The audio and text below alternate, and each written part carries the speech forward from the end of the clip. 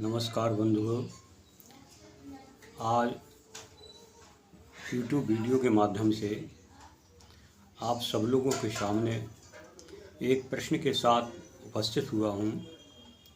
जो लोगों ने प्रश्न किए हैं उन प्रश्नों के बारे में उनकी अनेक जिज्ञासाएं हैं और उन जिज्ञासाओं को किसने कैसे समाधान किया, किसके पास कितना मार्गदर्शन है, ये तो मैं नहीं कह सकता हूँ।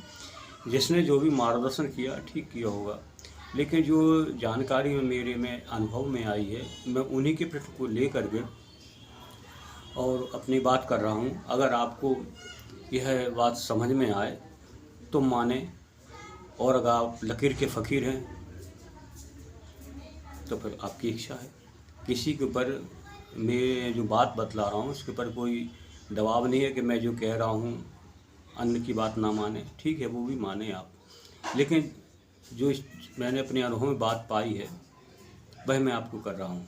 अब आप कहेंगे मूल प्रश्न क्या है, वो तुम्हारी समझ में नहीं आए, तो इसलिए मैं कह रहा हूँ कि मूल प्रश्न जो है लोगों का ये आया कि अधिकतर यूट्यूब पर और कई पुस्तकों में भी कई और अन्य विद्वान जन जो भी कहते हैं, अब उनका अनुभव रहा हो तो मैं उसको नकार भी नहीं रहा हूँ कि श्री सूक्त पढ़ने से लक्ष्मी घर में आती है। अब आप कहेंगे श्री सूक्त अगर जिसको मालूम नहीं है, हालांकि मालूम तो जब मैं इतना कह रहा हूँ तो जो भी आप वीडियो देख रहे हैं तो आपको जानकारी तो होगी।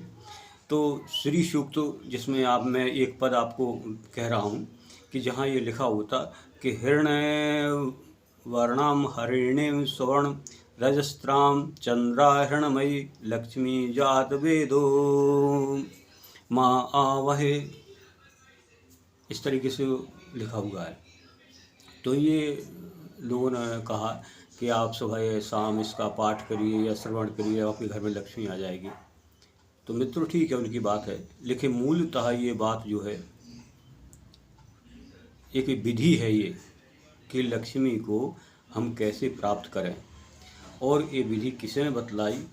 ये नागार्जुन संहिता में जब आप जाएंगे तो वहाँ आपको इसके मार्गदर्शन मिल जाएंगे, कुछ सूत्र मिल जाएंगे। सिर्फ अब आप कहेंगे कि अरे नहीं फलां व्यक्ति ने तो पाठ किया तो उसे तो बहुत लाभ हुआ, तो उसे जो लाभ हुआ है वो उसके कर्मों के प्रभाव से, समय के प्रभाव से, मेहनत के प्रभाव से, क्योंकि सारी दुनिया कायनात जो बनी है, ब्रह्मांड बना है, इसमें शब्दों का ही तो वाइब्रेशन है। तो वही शब्द आप लक्ष्मी के साथ इस्तेमाल करते हैं, वही शब्द आप लक्ष्मी पैसे के साथ इस्तेमाल करते हैं, है कि नहीं। तो इस और वही शब्द एक साधारण किसी का नाम हो तो वही है। तो इसमें ये तो अपने खुद के विचार नहीं है कि नहीं। तो इसलिए इस बात में मैं ज़्यादा तर्क वितर्क में नहीं पढ़ना चाहता।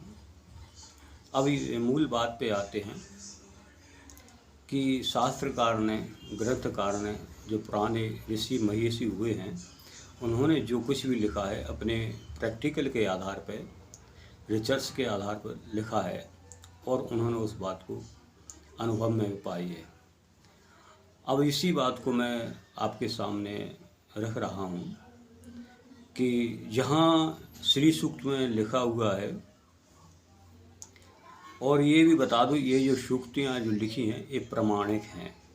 ये बात अलग है कि आप किसी की तह तक नहीं पहुँच सकते, या आपको कोई मार्गदर्शक सही नहीं मिल पाया, आपने मेहनत की, आपके कर्म ने आपका साथ नहीं दिया, या आपके स्टारों ने आपका साथ नहीं दिया है, जो कुछ भी गलती रही हो वो आपको उतनी सफलता ना मिले, तो इसमें फिर ना तो किसी सूक्ति को दोष है ना किसी को दोष है, क्योंकि हर चीज़ की एक विधि होती है, और विधि के साथ वो विधि बताने वाला सक्षम होना चाहिए जिसके पास पूरा ज्ञान हो, और उस ज्ञान के अलावा जिसको वो बतला रहा है वो शिष्य कैसा है, स्वार्थी है या फिर मतलबी है।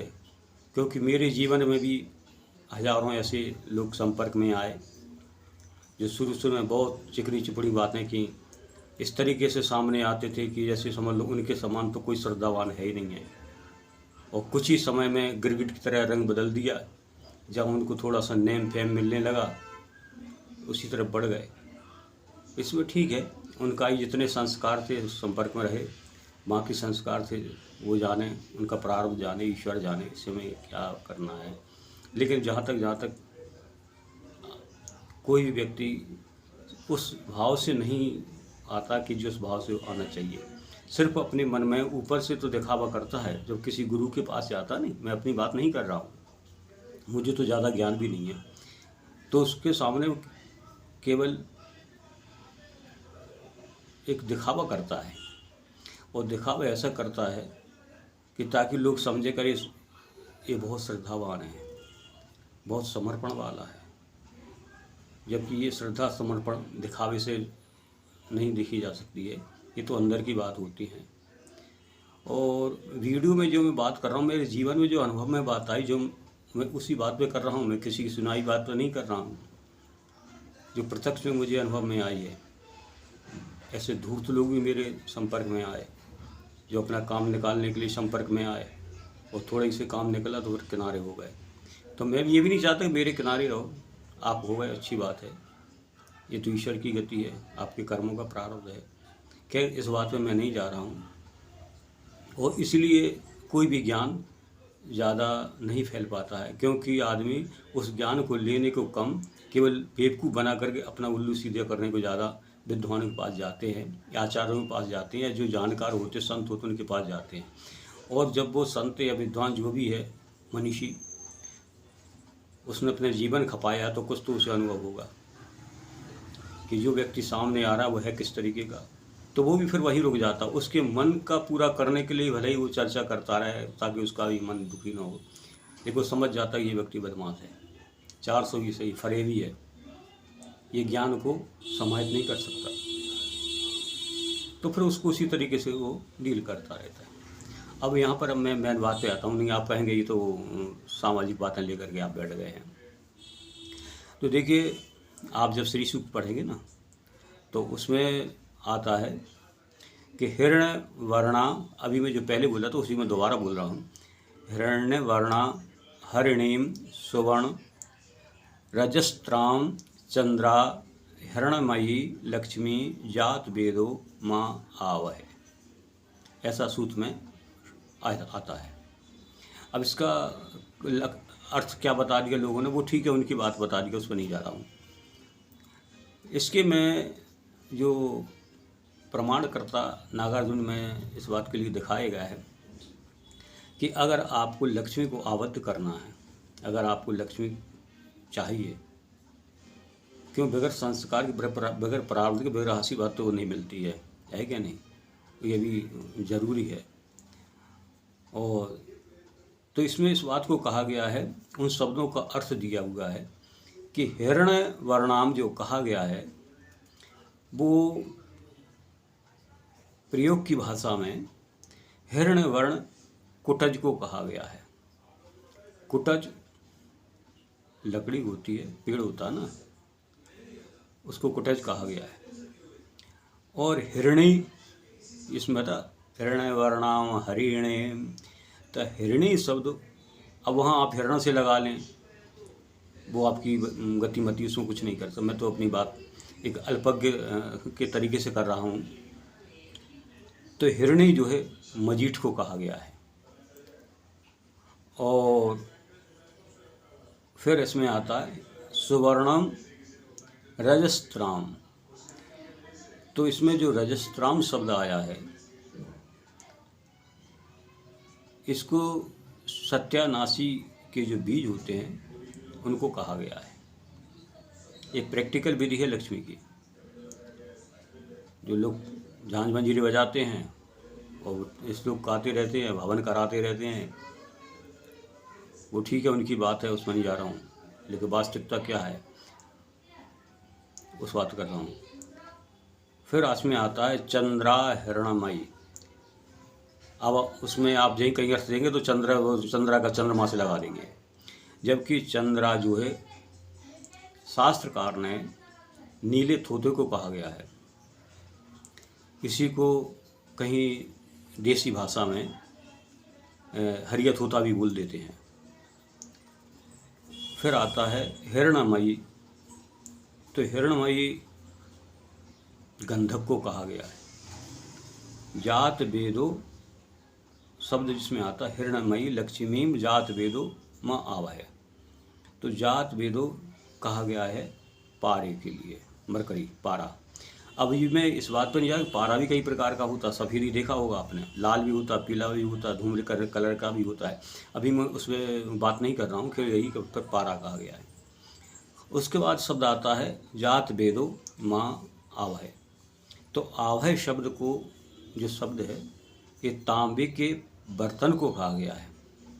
तांबे के बर्तन, यानी जिस बर्तन में आप इस प्रयोग को कर रहे हैं वो सारी प्रक्रिया के बारे में बतलाया गया है।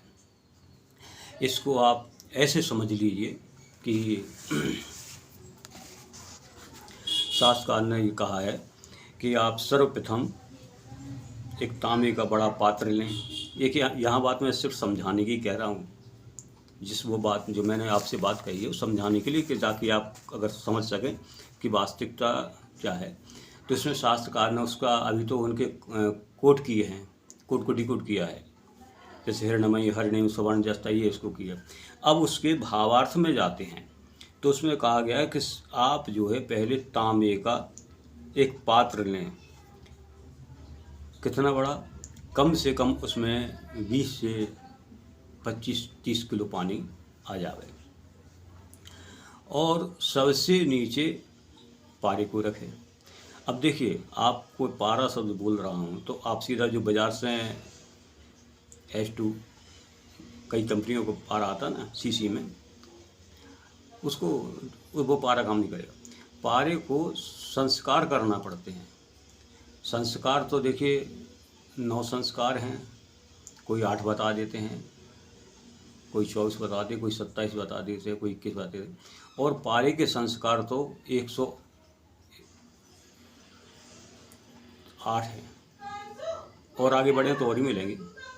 तो उन संस्कार को कहना और करने में बहुत फ़र्क है। कुछ तो बात यहाँ हो जाती है कि आजकल वो चीज़ें, वो जड़ी बूटियाँ, जंगल कट गए हैं, लोगों की समझ नहीं आती है, वो चीज़ भी नहीं है, इसलिए ये बात नहीं समझ बैठती है। यहाँ पर इसी बात के लिए फिर शास्त्रकार ने ये लिखा है, बात बतलाई है कि जब आप 20-30 किलो पानी उस बर्तन में भर देंगे, फिर सबसे पहले नीचे क्या करना है, आपको पारे को रखना है। और इस बात का ध्यान दें कि पारा शोधित हुआ, शुद्ध होना चाहिए। जो मैं भी संस्कार की बात कर रहा हूँ, नकली पारा काम नहीं करता है ये। और इसके ऊपर, पारे के ऊपर आप गंधक की ढेरी पीस करके रखें, उसका बुरादा उसके ऊपर डालें। इसके ऊपर फिर नीले थोते की जो ढेरी बनाए तो उसे पीस कर रखें, जिसमें कण ना हो, पिस जाए अच्छा। और उसकी नीले थोते को उसके ऊपर धीमे से छिड़कना है आपको ले, ताकि वो ढेरी बिगड़ ना जाए, और आराम से उसमें पानी भरें। इसके ऊपर आपके लिए मजीट और कुटज को भी, दोनों को बराबर मात्रा मिला करके और सत्यानाशी के बीज की ढेरी बना करके उसमें रखना चाहिए, ऐसा शास्त्रकार ने बतलाया। अब दूसरी पद पे आते हैं। ताम आवह जात वेदो लक्ष्मी मन पगामिनीम यस्याम हिरण्यम बिंदे गामश्याम पुरुषानहम। ये तो कोड डिकोड की बात इसलिए कर रहा हूँ ताकि आदमी कहता है अरे हवा में फेंक देती बात, वीडियो बनाना है। मुझे किसी तरीके की वीडियो से कोई लाभ नहीं है, सिर्फ अपनी बात मैं कहता हूँ बस। जो समझदार होंगे वो सब्सक्राइब और व्यूज अपने आप ही बढ़ा देंगे। संसार में तो सभी प्रकार के मनुष्य होते हैं। आप अपने मुंह से कोई शब्द निकालिए, उसके 10 प्रकार के 1000 प्रकार के अर्थ निकालने वाले मिल जाएंगे, लेकिन उसको समझने वाला बिरला ही मिलेगा। तो अभी मैंने दूसरे शुक्त पद की बात की है, तो उसमें ताम शब्द जो आया है, ताम को कहा है कि ताम माने उसमें। शास्त्रकार क्या कह रहा है, ताम कह रहा है उसमें। ताम में आवह जात वेदो, जात वेदो माने पारा, ताम है जात वेदो। फिर है पगामिनीम, लक्ष्मी मन पगामिनीम शब्द आया। तो पगामिनीम शब्द जो है अग्नि को कहा गया है। अग्नि जलाएंगे ना आप, पानी काय पे खौलाएंगे, जो चूल्हा बनाएंगे, भट्टी बनाएंगे, कुछ तो बनाएंगे, तो अग्नि को कहा गया। फिर हिरण्यम शब्द आया, फिर यहाँ कुटज को कहा गया है। गामश्यम, अब इसमें गामश्यम आया, तो गामश्यम आप जो भी अर्थ लगा लिए, गामश्यम इसमें आया, उसमें जल आप भरें, गामश्यम जलम। पुरुषानहम, पुरुषानाम शब्द जो आया है, ये 20-25 की जो गिनती होती है ना, 20 की गिनती, उसमें आया ये। इसकी को अब मैं भावार्थ के रूप में थोड़ी सी बात करता हूँ कि जब तांबे के बर्तन में इस प्रकार की आप ढेरी बनाएं, उसमें धीरे धीरे पानी डालें। इस बात का ध्यान रखें कि ढेरी जो आपने बनाई है वो बिखर ना जाए और किसी प्रकार का उसमें अंतर भी नहीं आए, और उसमें फिर आप नीचे आग जला दें। और यह प्रत्येक घंटे के बाद उसमें थोड़ा ये आग जल गई है, बहुत धीमी धीमी आग जलनी, खौलाना नहीं है उसको, धीमी आग जलनी है।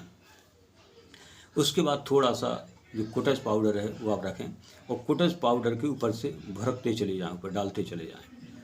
इस प्रकार से वह पानी कुटज के पाउडर से ही पकाते हैं, यानी कुटज पाउडर डालते जाएंगे, धीमी धीमी आंच से पकता जाएगा, कुटज पाउडर डालते जाएंगे।